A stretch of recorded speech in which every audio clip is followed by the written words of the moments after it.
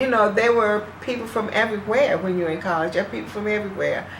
And so they had to get to people, and then I was there, and then there was a girl named Mary who was from Chicago. She was part of that, when they were feeding people in Chicago. Mm-hmm. I forget what that was even called, but that was a big thing too. They were feeding students in Chicago. Well, they were more comfortable interviewing her than me.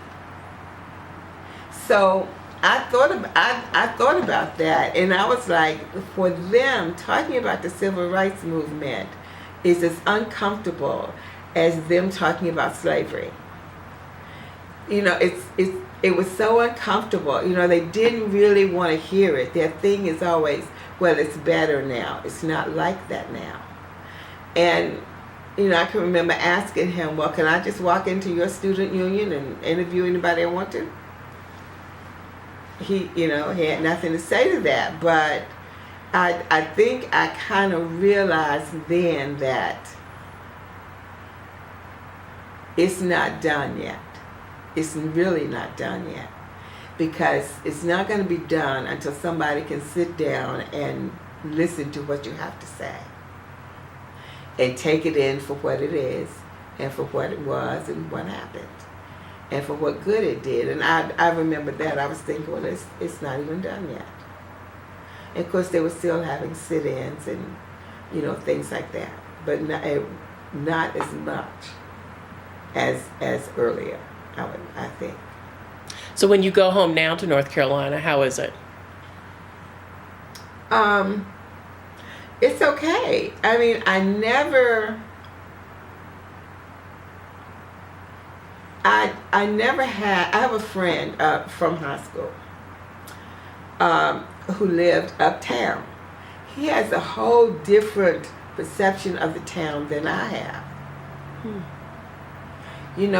I didn't hang. I wasn't allowed to hang out up there, so I wasn't hanging out anywhere. Had to be an official school dance or something at church, that kind of thing. I didn't just hang out, so I don't know I had no experiences of hanging out and being called a name or being called out of my name or whatever, because I wasn't doing that. I lived 9 miles from the town, and when I went in a car, and I was with an adult, so we did our business or whatever, and I don't remember ever having an encounter with anyone. But if you want to know about an encounter, I can tell you about one that happened in Red Bank, New Jersey. Mm-hmm. Okay. I was in Red Bank, New Jersey. I have family there. My mom's from there. And I went to work. You could go work in, these very rich people's houses, taking care of the kids and whatever, during the day. And then you went home, and of course, you come the next day and do the same thing, so that the lady at the house could, quote unquote, do her charity work, going to the racetrack. But anyway, I went and I talked to the lady. Okay, it was in Rahway, which is kind of a very exclusive part of New Jersey, suburbs from New York. And I left, and she said, well, can you start next week, whatever. And I said, I don't know. I need to go talk. My cousin drove me out there, my cousin Louise. And she said, well, we have to go talk to the family and whatever, and we'll let you know. So I go back, I go back to Red Bank, which is where we were, and the phone rings. I mean, we had been back maybe not long. And the phone rings. So apparently the husband came home at the house that I had just interviewed at. And she says, well, I have some, she asked for me, and I get on the phone. And I'm thinking she's going to tell me, going to find out if I had, because I'm about to tell her, well, I haven't had a chance to talk to anybody. Everybody here works. So she said, well, my husband says he doesn't want a nigger in the house. And it was the first time in my entire life that I had been called a nigger. And this was in the north. Yes, I was in Red Bank, New Jersey, talking to a very rich white lady in Rahway. What year was this? For me to even be able to think about going to work, I had to be, I was still in high school, but I'm thinking it was probably 65, 66. I graduated 66, so it was somewhere like that, 65. 65, I'm going to say, and maybe turned 66, and I graduated that year. Yeah, very first time. Even through the protest? Even if I was called that, I didn't hear it. See, you didn't hear all that stuff. You were singing, and I think that was part of it, and you were looking straight ahead. So unless they touched you or threw something on you, they weren't there. And I'm sure they did. I'm sure they called a lot of things. And I don't even know if that policeman who beat me up called me a nigger, and that's the truth. And I never heard it in my house. We were never allowed to say it. It was just like cursing. It was cursing to say that. So, and I don't use it. I mean, it was just something that didn't happen. And it was the very first time. It broke my heart.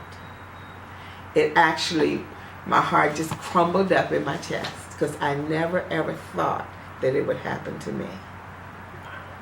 Never. It was something that happened to other people. It did not happen to me.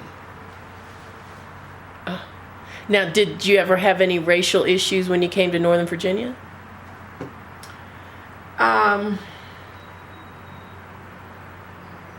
Initially, yeah. You know, I'm going to tell you something. Racism is kind of everywhere. It's not always overt. You don't always see it, and it's not always right in your face. In the South, it was right in your face, which to my mind is easier to deal with because you see it coming. You don't see it coming if it's not in your face and you're not expecting it. I wasn't expecting it in New Jersey. Probably if I had been called that in North Carolina, I wouldn't have been so, I was just devastated. I could not believe it. And I was like, why? Yeah. And you know, I'm a kid, and I'm thinking she knew my name. Why? Yeah. But, yeah, when I came, I worked with people that were absolutely racist, and you knew it, and they knew you knew it, and they didn't care. Absolutely. And where were you working when this? Everywhere, really. Basically, probably everywhere I've worked, there's been something. And if it wasn't directed at me, it was, I could see it. I will give you an example of something in Prince George's County, which is where I retired from, Prince George's County. There were two men, one black, one white. Both of them were up for supervisory positions, but in different areas. And both of them actually got it. However, prior to the white guy getting his position, the person that was going to supervise him had him showing him how to do timesheets, showing him the memos he'd have to deal with, all kinds of things. So he walked into that position knowing how to do that job. The black guy, on the other hand, got no instruction, no nothing. So he walked in ill-prepared, of no fault of his own. And I saw this with my own eyes. And I'm like, and I would hear, oh, James doesn't know how to do timesheets. And I would say, well, yeah, he wasn't prepped for a year before he had to do them. And the other guy's name is Bruce. Well, Bruce is now head of that whole thing. He was groomed for that. James had more paper, he had more education. I would actually have been a better fit. But there are little things that people do. And they don't always know they're doing them, but they do them anyway. And so I say racism is alive and well. It's not always kicking, but it's alive and well. Why do you think this project is so important to document those people who were involved in the civil rights movement? I think it's important not necessarily to have anything with the people per se, but I think it's a paper trail of history. It's a paper strip, a trail of something very important that happened, and if you don't document it, then it's lost. And it's future generations won't know or won't understand it, and it'll just be gone. Are there any last words you have for the project? Good luck. Well, Ms. Baker, I have to tell you, your interview has been one of the best that I've done so far. You have been so articulate in your experiences, in remembering things that happened to you, and on behalf of Congressman Gerald Connolly, on behalf of George Mason Folklife Department, the Library of Congress, Prince William County Library, and Fairfax County Library, we want to thank you for taking the time out of your busy day to enlighten us about the things that you experienced, the hardships, the legacy that you've left not only for your children, your grandchildren, but other African Americans in this nation as a whole. And so on behalf of myself and those that I've mentioned, we want to thank you. And as you know, this will be part of the historical record that will go into the Library of Congress.